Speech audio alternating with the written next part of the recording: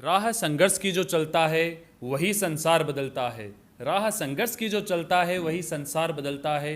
जिसने कठिनाइयों से जंग जीती वही सूर्य बनकर चमकता है। साथियों, ये लाइन बिल्कुल सटीक बैठती है शिक्षा नगरी सीकर की लाडली Saint Paul Senior Secondary School में अध्ययनरत रितु योगी के ऊपर, जिन्होंने अभी आरबीएससी 10th बोर्ड में 89% मार्क्स प्राप्त करके एक कीर्तिमान स्थापित किया है। तो उनको मैं बहुत बहुत कॉन्ग्रेचुलेशन कहना चाहता हूँ। Thank you sir. रितु, ये जो रिजल्ट आपका आया है, इसके पीछे आप किसको ज़्यादा श्रेय देना चाहेंगे? भाई, इसके पीछे कई लोगों का हाथ होगा, तो वो ज़रा हमारे दर्शकों को बताएं। इसके पीछे श्रेय मेरे माता पिता का है, हमारे प्रिंसिपल सर प्रकाश सर का है, director sir Suresh Kumar sir का और हमारे एचएम सर लाल धानिया सर का है। उन्होंने किस तरीके से आपको क्या कोई टिप्स दी, ऐसा क्या किया, वो ज़रा दर्शकों को बताएं। उन्होंने हमें काफ़ी सारी स्किल्स बताई, हमें काफ़ी सारा मोटिवेट किया और पढ़ाई के ऊपर ज़्यादा ध्यान देने के लिए हमें प्रेरित किया। इसका मतलब आपकी जो सक्षम टीम है, आपकी स्कूल की जो सक्षम टीम है, आपको हमेशा प्रेरित करते रहे, आपको नई नई टिप्स बताते रहे और सारा पैटर्न आपको तैयार करवाया। एक चीज़ बताइए रितु, कि जब एग्ज़ाम आप देने के लिए तैयार हो, उससे पहले आपको किस तरीके से तैयारी करवाई गई, वो भी बताइएगा हमें। हमें पहले पूरा बोर्ड पैटर्न बताया गया, मतलब किस चैप्टर में से कितने नंबर का क्वेश्चन आएगा, उसी हिसाब से हमें तैयारी करवाई गई। हमारे काफ़ी सारे प्री बोर्ड लिए गए, टेस्ट लिए गए और इसका मतलब एग्ज़ाम से पहले ही आपको एग्ज़ाम का पैटर्न तैयार करवा दिया गया कि भाई किस तरीके से पेपर आने वाला है।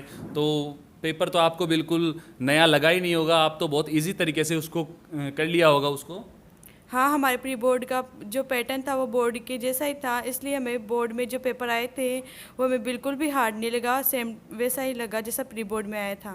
बिल्कुल, ये चीज़ मैंने सबसे नई सुनी है कि बोर्ड के एग्ज़ाम से पहले उनको बोर्ड के पेपर की तरह ही तैयारी करवा दी गई, तो बच्चों को ऐसा नया लगा ही नहीं कि पेपर कैसा होगा क्या होगा। बहुत अच्छे तरीके से उनको तैयार करवाया गया और इसी का ही परिणाम हमें देखने को मिला कि रितु ने इतना अच्छा परसेंटेज गेन किया है। अच्छा रितु, ज़रा दर्शकों को ये भी बताएं, आप किस तरीके से पढ़ाई करते थे, क्या आपका शेड्यूल था, वो चीज़ें भी ज़रा शेयर करें आप। सबसे पहले मैं सुबह 4 बजे से 6 बजे तक मैथ सॉल्व करती थी, फिर 6 से 7 तक मैं साइंस पढ़ती थी, फिर स्कूल जाती थी, फिर स्कूल से आकर रेस्ट करती थी, फिर 6 बजे से लेकर मैं रात के 12 बजे तक पढ़ाई करती थी। इसका मतलब लगभग 7 से 8 घंटे आपकी कंटिन्यू स्टडी रही। और जहाँ जैसा आपने शेड्यूल बताया उसमें इन्होंने कोई कोचिंग का जिक्र नहीं किया, तो मुझे लगता है शायद आपने कोई इंस्टीट्यूट भी ज्वाइन नहीं किया होगा स्कूल के अलावा। No sir. बहुत ही शानदार चीज़, बिना इंस्टीट्यूट के इस बच्चे ने इतनी मेहनत करी है, खुद तैयारी करके, इनके टीचर्स की मेहनत से, इसकी खुद की मेहनत से इतना शानदार रिजल्ट इन्होंने प्राप्त किया।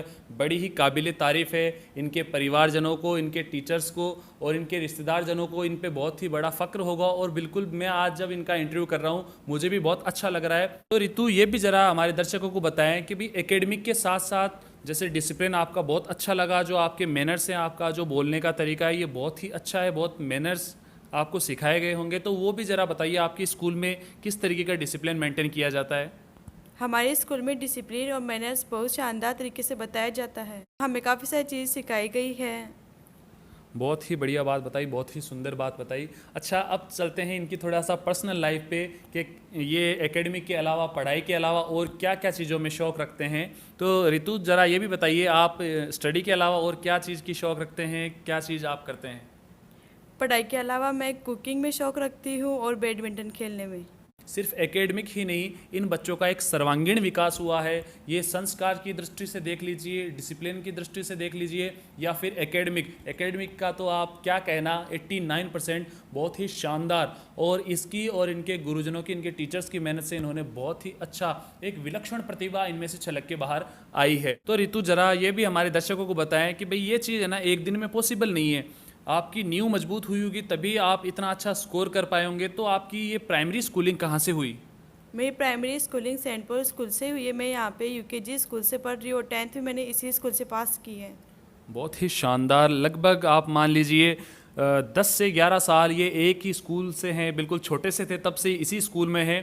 तो आपका तो एक बहुत अच्छे तरीके से इनके टीचर्स के साथ, स्कूल के टीचर्स के साथ, प्रिंसिपल सर के साथ, डायरेक्टर सर के साथ बहुत अच्छा तालमेल हुआ होगा। तो वो भी ज़रा बताइए किस तरीके का आपका संपर्क था, किस तरीके से और आपको एक मोटिवेट किया गया, क्योंकि आपके बीच तो एक परिवार जैसा संबंध बन गया, क्योंकि 10-11 साल बहुत ही ज़्यादा होते हैं। वो ज़रा बताइए किस तरीके का आपका जो एक पारिवारिक जैसा एक स्कूल में संबंध बना।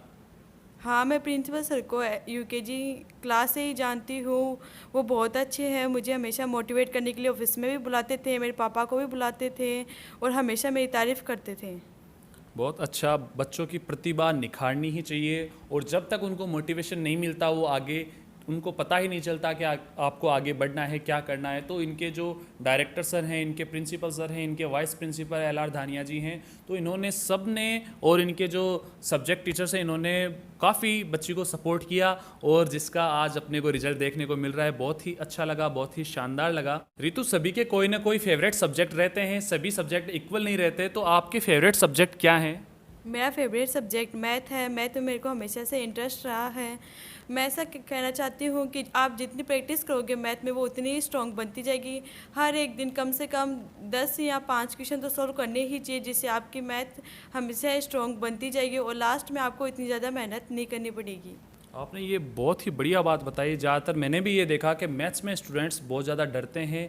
उसकी वजह यही रहती है कि उनको वो क्या एक बार टिपिकल लगता है, वो एक साथ सब कुछ सॉल्व करने की कोशिश करते हैं, तो वो एकदम से हो नहीं पाता है। तो आपका ये कहना है कि वो स्टेप बाय स्टेप ले, एक साथ ज़्यादा बर्डन ना ले। तो आज हमने रितु से बात करी, बहुत ही अच्छा इनका परसेंटेज, बहुत ही अच्छा स्कोर रहा, और ना सिर्फ एकेडमिक, इनके जो संस्कार हैं वो भी छलक के बाहर आए। बहुत ही अच्छे तरीके से इन्होंने रिप्रेजेंट किया। तो एक बार फिर से कॉन्ग्रेचुलेशन रितु, बहुत अच्छा आपने काम किया है, और आप आगे से आगे जाके अपना जो लक्ष्य को प्राप्त करें। Thank you sir.